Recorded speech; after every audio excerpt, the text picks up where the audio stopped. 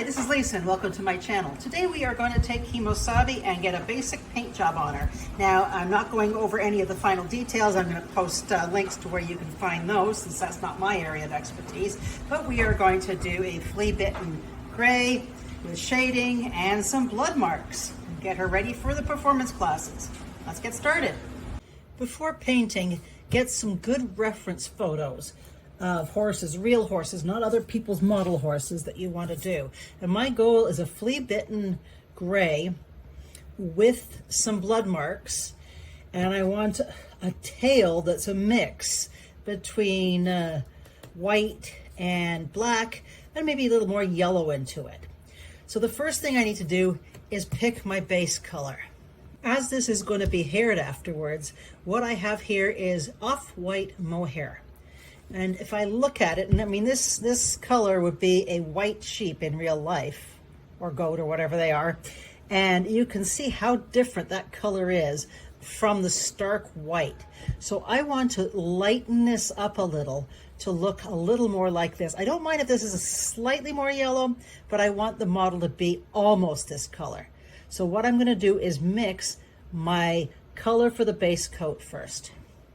And if you look at this white against a real animal, not a happy animal about this all going on, but you can see it's much closer to the white of the of an animal. So I kind of want it in between dog and mohair, and now I'm getting licked. Now I'll also be doing a video on putting the mohair on, and I will let you know I will be prepping the mohair at the same time I'm working on this, but it's two separate videos.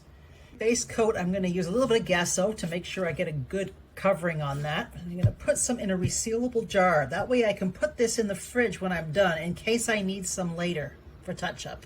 And I'm going to use some good quality white acrylic. And you can get this from art stores, or I'm using Vallejo here because I have a lot of it. So I'm going to put some of that in there. Working very slowly, I have some brown sand and various paints, some sort of brown, but you only want to add a tiny little drop to start off with. Make sure I get that going first. And mix that in and try it. That was with just the one drop, and I think that may be it. Let me just see that against the mohair. Now that was literally just maybe 1.5 drops of this brown sand, and it's already brought the color up to closer to this. You can see next to it, that looks pretty good. Here I have a large soft brush. Just going to take a little bit of that and dab that in and just pound it down in there in the direction of the hair, making sure you leave no bumps. So far I've done the neck, and I'm looking at it and I think maybe I want one more drop of the brown. So I'm going to add another drop to my mix, and literally just one little squirt at a time, tiny little squirt, mix it up and try it again on the horse. When I'm brushing, I'm just putting a little bit of paint on the end of the brush and then stabbing it onto the horse to keep it nice and thin and smooth, and dragging it in the direction of the model's hair. If you get any hairs, make sure you pick those off right away. That brush shouldn't be, it's an expensive brush and it shouldn't be doing that, but they do. And you may want to make sure you don't want much on the way of lines, but if they are, they're coming in the direction of the horse's hair. That I've done that, I check my mohair again, and maybe just a tiny bit more brown. Using this resealable jar, it really helps make sure you keep that color around.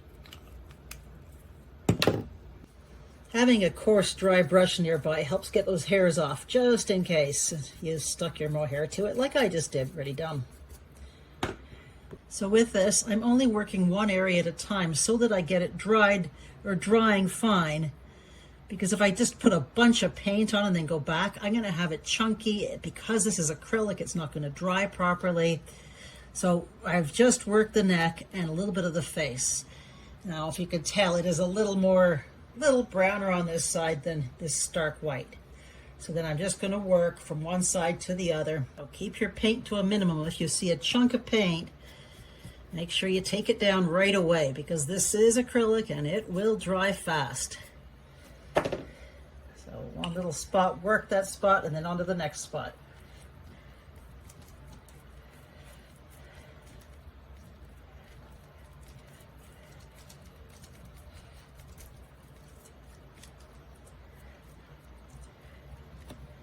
Do not go over the same place until it's fully dry. So if you need to come back again, you have the paint and you can seal it up and put it in the fridge while the rest dries up. And working with two brushes also helps you smooth off any excess you have. And try not to get the mohair nearby because that is really starting to become a problem. As long as you pick it off right away, you're fine. Got as much as I could do because I still need to get underneath and a bit more. So I'm going to take this and put that in the fridge. Once your first coat is dry, you can tell better what the mohair is going to look like. So I'm happy with that, and I'm going to put on a second coat over top of this one, just to make sure I got everything. Now, if we look at some pictures, we'll see where the dark areas are. Around the face, around the nose, mouth, eyes. Different horses have different. This one has it on its hocks and knees. Some have it in different areas.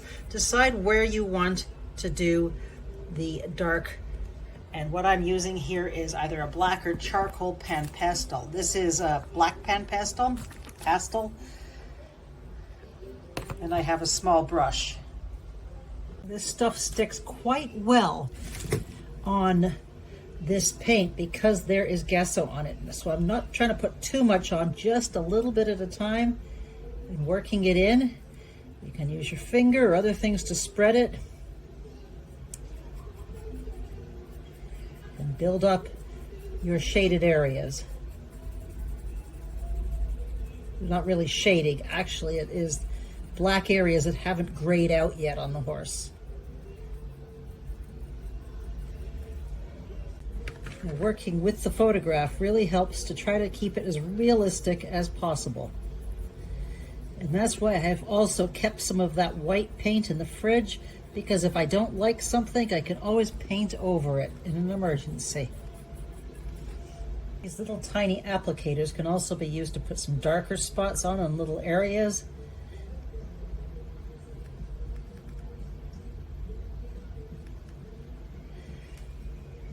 Show Arabian has quite a black nose because they put stuff on it. When you're working on something, do the dark part there and move towards the lighter part. By then your brush will have less powder on it. So work up. Using a glove on your offhand to handle the horse also helps from getting dirt and slime and oil from your fingers on there. So I've done my first layer on that. I've added it. I've done it under the tail, around the hocks, and the horse in this photo had some at the bottom just above its feet. And if you have any boo-boos, you can just wipe them off with some water, and if there's something you need to paint over it. So I just touched up the ears with a little bit of white paint, and then I am going to spray this. Well, my poor little thing fell over and I chipped an ear. So to fix it, I have some super glue and a little bit of baking soda, and I put super glue on there and just sprinkle some baking soda on because this part of the ear chip was missing. Once I got it up high enough, I just super glued the ear on, and then I will carve that out later. Yeah, not fun.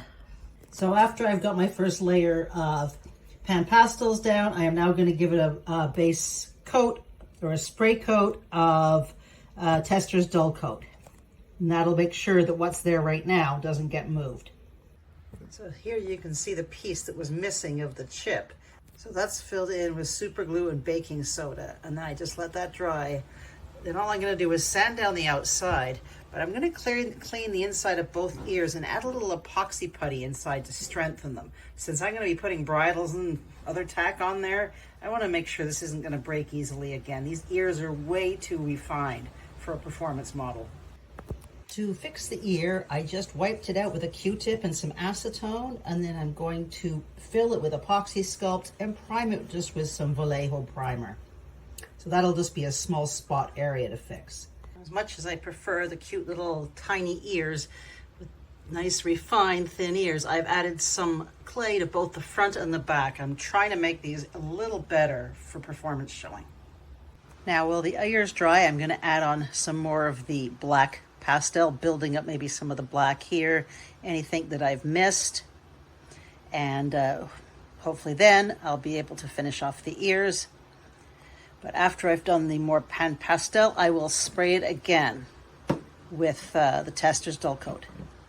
In this sample, there is some minor dappling right around here. And I think I'm going to just try to do some circles here, make it look like dappling just a little bit. It's just really mild. Now, if you need to touch up any areas with white paint again, you may have had a little bit of over or some black spots, and any areas that you want to tone down, if you put white paint over that, it leaves a light gray area underneath, which gives a neat tone to skin. So you can try that technique as well.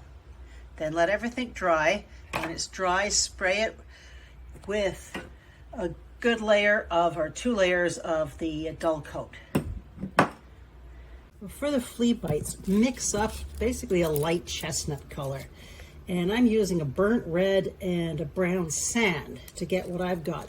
Now, depending on what kind of paints you have, will be different colors. And I tried a little spot on her bum to see what it was like. And I'm going to mix up a bunch of that.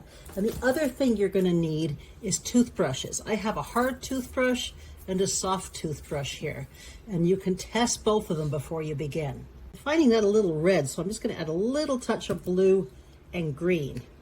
I'm sorry, blue and yellow. In other words, a little touch of green, and that is opposite, and that should tone it down just a little bit.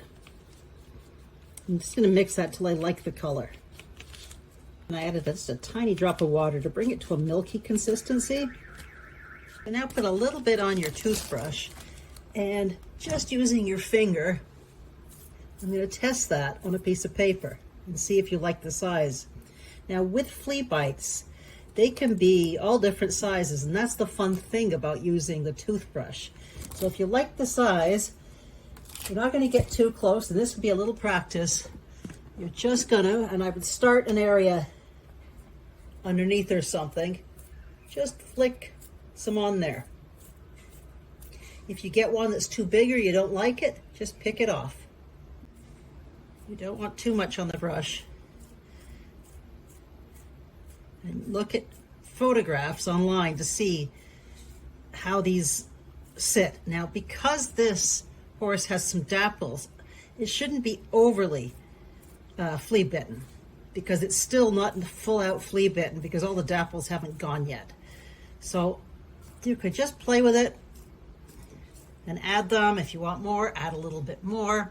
And you can see, let me see if I can get closer here. Okay, try to get a better picture. You can see how they're starting to come along. And some horses have very huge flea bites and others very small ones. And whenever I get paint on there, I unload some first into the, back to where the paint is before I start aiming it at the horse. Don't get too close.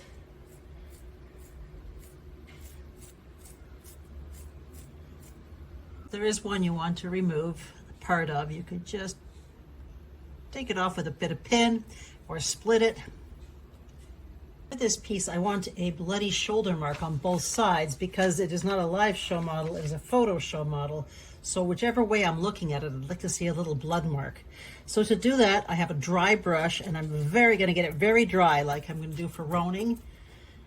And then, just like you'd be roaning, with the exact same color. Now this should be in the direction of the hair. You can just put on a little bit or a lot. And again, there's photos online to show you what this stuff looks like, but make sure you're going in the direction of the hair.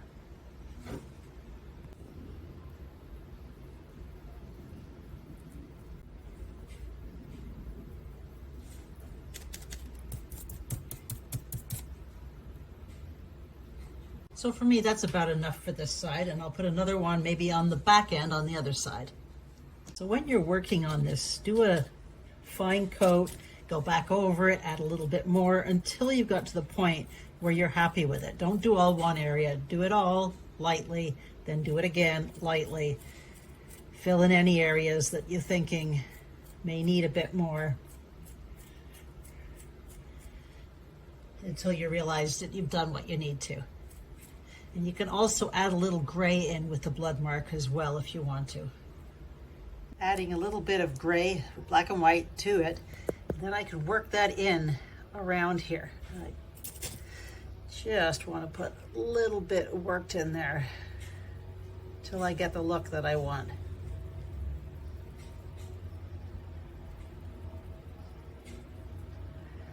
At a point like this, I'm going to let it dry and give it another coat of Tester's Dull Coat. And then I may lighten this up a little bit, make some more changes. And by lightening that up, it means I would put some white paint in areas over top of that. And we'll show you what that does. If you want to dull that down, and I've used this white paint from the jar, still using it, keep it in the fridge. I'm going to use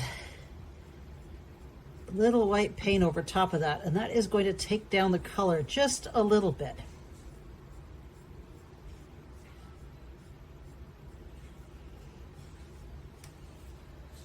Now with that, it leaves the impression of a mark underneath there. Once that's dry, I will put a bit of a mark back on top of that, but much smaller. And there's just a little bit of softer gone on top of it, to give it that look like it's not all the way around and the blood mark is showing through, but it actually extends more. At this point, I am now going to add a little bit of a white marking here and one on the other foot, just a little bit. I'm going to do the hooves and the eyes and any other little details. And I'm not going to do videos on that because there are a lot of good videos already, and I'll post some below. That's not my area of expertise, so we'll let the experts show you that one. But for now, for a performance model, I'm very happy with her, and join me next week when we do the herring. And that should be really fun because it's going to be a mixed color of white, gold, and black. And her wig is already done, so it looks fabulous. Thanks for joining me, and see you next time.